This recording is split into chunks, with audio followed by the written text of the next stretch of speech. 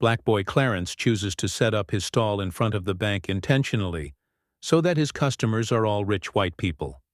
He works slowly so he may listen to the financial secrets that white people are discussing while they wait, and he doesn't care about the meager money he makes from shining shoes. The young child jots it down in a notepad as soon as they depart. The only thing he truly wants is the priceless financial advice they give him. He has known since he was very young that becoming a banker is his lifelong desire. This is 1955 California, a state where black people face extreme discrimination and oppression. When his father tragically informs him that his dream is unattainable, Clarence's eyes betray a drive that defies all circumstances. 20 years later, the adult boy, his wife Clara, and their kids relocate to New York. He chooses to launch his company here as the level of racial discrimination is lower than it is at home. The three of them are forced to reside in a rundown utility room owned by one of his cousins. Nevertheless, Clarence assures his wife that they will soon move out. He begins his career as a real estate agent, looking for homes for sale all around the city.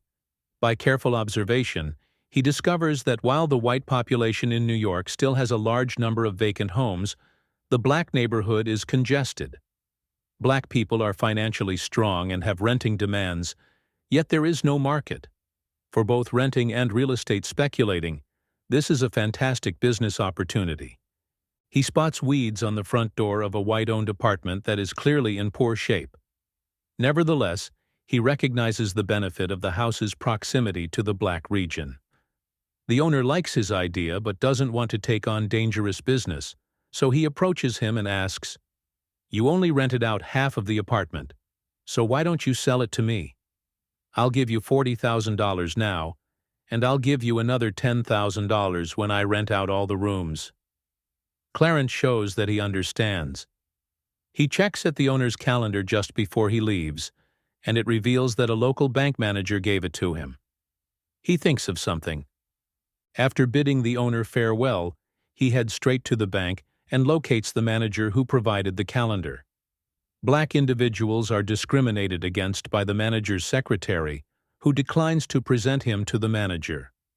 After a few hours of waiting at the bank door, he stops the manager as soon as he emerges. However, the bank manager dismisses him without giving it any thought. "I know one of your VIP customers. The business I do will benefit him, and I hope you can approve a loan for me." The owner gives him a call that evening. He is forced to apologize when the owner asks, "Did you use my name to try to get a loan?" Surprisingly, the owner respects his conviction that he would not give up until his objective is accomplished, rather than placing blame on him. He obtains his first loan in life from the bank and purchases the property when the owner agrees to guarantee the loan for him. A black man knocks on the door of an elderly white woman who had just returned from shopping. Her voice is stern as she says, "What are you doing?" Clarence replies, "Don't worry, this is my building, and I will definitely take good care of it." The elderly woman goes home angrily, and the police arrive shortly after. The black man calmly responds, "I'm renovating the apartment building." The old woman says, "Workers like you should be careful." After telling Clarence that an elderly woman had phoned the police, they question him about if he had lied to her and purported to be the owner. Clarence pulls out a copy of the real estate certificate, which surprises him. As it happens, he is ready ahead of time since he has anticipated difficulties. The police depart in a rage after realizing that the house truly belongs to him. Clarence goes back to the apartment complex that evening. When the elderly woman at the door notices him, she orders him to go right away because it is not time for renovations. A few days later, the elderly woman furiously leaves because she doesn't want to live in the same building as black people. Clarence continues to respond coolly, "I am not a renovation worker. Now I am the owner." Clarence lets a black woman live in her residence as soon as the elderly woman departs. As he predicted, there is a sizable black tenant market. Clarence offers the previous owner the agreed-upon follow-up payment after the building is promptly occupied. The previous owner proposes to launch a business with Clarence because he greatly admires him. The elderly owner negotiates the deal and signs the contract with Clarence after he selects the home and determines the revenue. In front of the public, white folks will divide the profits and be unaware that they are doing business with black people. Clarence happily accepts. The two have a very easy working relationship and earn a lot of money. Shortly after giving his cherished family a joyful life, Clarence also moves from an apartment complex to a mansion. His wisdom is that he will not retaliate when someone treats him unfairly, since doing so would put him in violation of other people's rules. He desires to set his own rules. His ultimate objective is to maximize profit in a rational and economical manner. But difficulties might occur at any time, and life does not always go as planned. Clarence works with an elderly and fragile former owner who passes away unexpectedly a few years later. His wife inherits his share of the business. This woman doesn't want to work with Clarence and has a strong anti-black prejudice. She mockingly threatens to sue Clarence if he doesn't agree to her offer to purchase his shares at a steep discount. Who do you think the judge would side with in a case involving whites and blacks in that era? Clarence chooses to go to court since he would not tolerate such unjust treatment, but he must find a witness to attest to his cordial relationship with the previous owner. The bank manager comes to mind, but he has already sided with the widow and stays away from Clarence once more. Clarence stands in the bank, looking around, deeply disappointed. There are systematically discriminatory fangs everywhere in the clean and orderly bank premises. He frequently receives derision when he enters the bank just due to the hue of his skin. As Clarence considers this, a daring scheme slowly emerges in his head. For this black man, all 4 of the banks in one building have closed their doors. Clarence has a brilliant idea right now. I'll purchase this building and see who among you has the audacity to treat me unfairly once more. In order to share his intentions, Clarence locates another black real estate entrepreneur in New York, Jovan. Because the building's land price is so high, and no black person has ever purchased land in downtown New York, Jovan initially believes he is crazy. However, after some discussion, Jovan learns that Clarence is a thoughtful rationalist rather than a man with hallucinations. What makes him desire to purchase this structure? Because the banks inside will work for him as long as he controls the building. In order to help his real estate business run more smoothly, they would not only grant him a loan, but also tell him about the current real estate market. Jovan's suggestion shocks him, but he thinks it will work after giving it some thought. He is incredibly rich, but white folks everywhere also target him. He will earn more money if he can trample white bankers in white territory. They still require a white person to act as an agent in this aspect because they are unable to directly negotiate transactions with white people.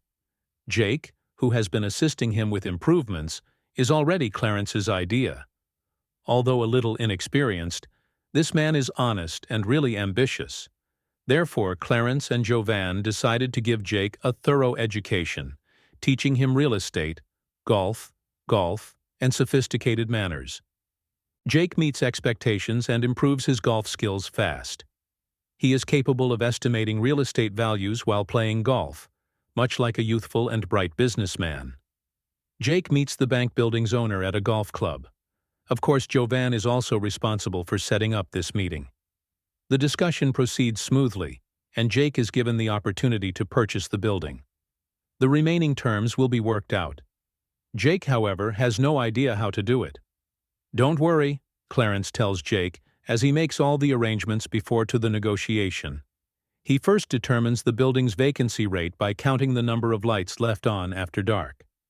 He then uses the building's yearly revenue and operating expenses to estimate the building's value. Before they meet with the owner, Clarence prepares any numbers that might be involved and asks Jake to commit them to memory. Because of this, Jake is always one step ahead of the big boss and gives out the precise quantity, which surprises him no matter how he bluffs about his property. The accountant next to him is equally astounded. They all believe they have come across a mathematical genius and are unable to deceive him in any way. Clarence ultimately receives the building, which was originally valued at over $3.2 million for a mere $2.1 million. The president of each bank will now come to shake Clarence's hand whenever he enters or exits the building. The small manager who previously caused him trouble is taken aback. Clarence and Jovan's real estate professions grow quickly with the help of the banking sector. On their own, they violate New York's stringent zoning laws that separate blacks and whites. A large number of young, talented black people relocate to white neighborhoods. The vice president even greets them shortly after. A few years later, in 1970, Clarence returns to California with his family to see his father, Thomas. Following their meal, Thomas expresses his pride in his achievements to Clarence. Clarence and his kid take a stroll around the town the following day. They find themselves in front of the bank where Clarence was employed as a shoeshine boy before they even realize it. California was America's most racist state at the time. They run into a young boy who, like Clarence, shines shoes. The boy will only work on white people's shoes, which surprises Clarence. Clarence is moved by this small encounter and becomes more conscious of his duty to his fellow humans. He decides in private that he has to help the black people in his hometown obtain better homes and improve the current situation. When Clarence sees Jovan the following day, he advises him to purchase the central bank in California. Because of the extreme bigotry in California, Jovan believes Clarence is insane for even considering it. However, Clarence is able to present strong arguments for the purchase. Jovan ultimately consents to assist Clarence. Jake is once again recruited and used as their frontman. To talk about the deal's numbers, they meet with Marcus Donovan, the bank's owner, both senior and junior. Senior sells the bank to Jake and his associates in spite of Donovan Jr.'s misgivings. After acquiring the central bank, Clarence goes to work assisting the local African Americans in obtaining loan approval. It appears that Clarence wants to provide his fellow males an equal opportunity at housing and even employment. For a while, everything is going smoothly, until Donovan Jr. begins looking into the loans that their bank authorizes. Donovan encounters Clarence and Jovan one day while pursuing Jake. He challenges them on the loans they authorized and issues a letter from the United States as a threat. Department of Treasury. According to him, the department would examine the bank's activities within a month. The boys talk about their next course of action as Donovan Jr. departs. Jake has a suggestion during that period. He recommends that they purchase a different bank and move Central's troubled loans there.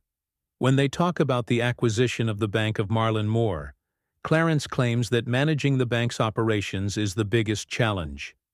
Jake responds by proposing that he be given the authority to manage the new bank. Though he initially objects to the proposal, Clarence ultimately agrees to allow Clara watch Jake. Ultimately, Jake is able to manage his bank as he had desired. Jake meets with a lawyer the following day and begins signing loan agreements at his direction. Later on, Donovan Jr. calls Jake about customers who wish to take all of their money out of Central. A federal bank examiner shows up at Marlon to assist Jaker, which makes him worse. In order to get close during the meeting, Jake makes himself dress like a janitor. Unfortunately, since the examiner finds a serious issue with multiple loans, it makes no difference. Clarence can't believe the ridiculous loans were accepted. They eventually discover that Donovan Jr. was responsible from the beginning. It emerges out that Jake engaged a lawyer Donovan suggested, circumventing procedures in his haste to manage his bank. Donovan was able to smuggle in the troublesome loans that way. Later on, Clarence and Jovan inform Jake that leaving the Bank of Marlon is the most sensible course of action. Jake takes a move without telling his partners because he is unwilling to let his bank go. The following day, Jovan finds out about his relocation and quickly heads to Central Bank with Clarence. Donovan observes the scene with a proud expression on his face as they question Jake about the loans. Jake is told to fetch their books by Clarence, but it's too late. The purpose of the federal bank examiners is to cancel the central bank's operating license. Clarence and Jovan are arrested by the FBI as they leave the building. Clarence makes a vain attempt to maintain his position. Clarence and Jovan meet with their attorney later.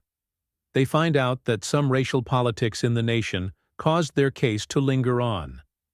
Jake, in the meantime, discusses with Senator Mullen the possibility of testifying against his companions in return for his release. That evening, Jake calls and mulls over his next move. The following day, Jake testifies against his partners at the Senate hearing, as Mullen advised. Clarence meets with Mullen later that day and hears his proposition.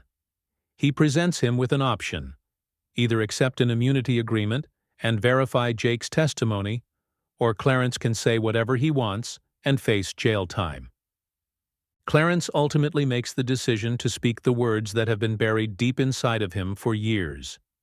He discusses the nation's racial discrimination. Clarence's and Jovan's fortunes were wiped out shortly after that. The two were also given federal jail sentences during the hearing. For a fraction of what Clarence and Jovan paid, Donovan Jr. buys the central bank. Jake Steiner, meanwhile, was never charged with a crime. Clarence and Jovan are released from prison a number of years later. The fact that the two men appear content despite losing all of their wealth baffles Clara. As it happens, that isn't true at all. Jovan discloses that they own homes in the Bahamas that are adjacent to one another. Clarence is asked how that occurred by Clara, who is shocked. As it happens, Jake called Clarence the night before he testified. He apologized to Clarence and informed him of the senator's arrangement. Before the authorities could take their property, Clarence begged Jake for a favor in exchange. We find out at the end of the film that Clarence and Jovan still own two mansions next to one other in the Bahamas, and that their residential properties played a significant role in the struggle against housing discrimination in New York. Remember to subscribe, like, and comment for more interesting tales.